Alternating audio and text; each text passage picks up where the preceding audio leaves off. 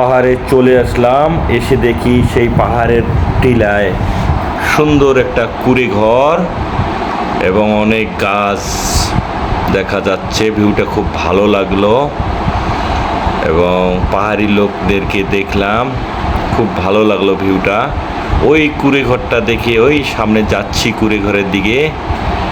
কুঁড়ে ঘরটা খুব ভালো লাগলো, এত সুন্দর সুন্দর গাছ আর এত সুন্দর সুন্দর যে দৃশ্য মনোরম বন্ধুরা। তাই আপনারাদের এই এত সুন্দর একটা গরুটা এত সুন্দর দেখা যাচ্ছে, গরুটা খুব ভালো লাগলো। পাহাড়ের মধ্যে যে গরু পালিত হয়, লালন পালন করে, এই প্রথম দেখলাম আমি। বহু পাহাড়ে গেছিলাম, চট্টগ্রাম বাটালি পাহাড়ে গেছিলাম, ওখানেও দেখছি। খাগড়াছড়িতে গেছিলাম, ওখানেও দেখছি, কিন্তু গরু দেখিনি। এখানে এই প্রথম পাহাড়ের মধ্যে গরু দেখলাম বন্ধুরা, গরু পালন করে।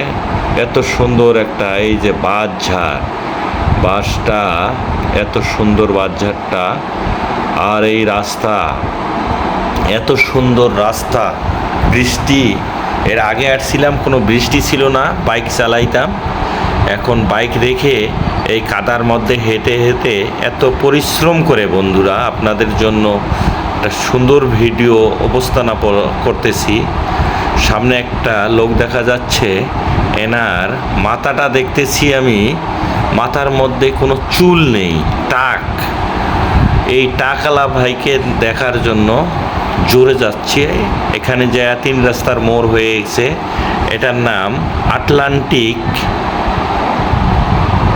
পাহাড় মনে হয়, নাম দিয়েছে আটলান্টিক পাহাড়। এই ভাইকে ধরার জন্য জোরে একটু জোরে যাচ্ছি, সামনে এগিয়ে যাচ্ছি। দেখি ভাইটার মাথা একদম, মাথার মধ্যে ছাদ নেই।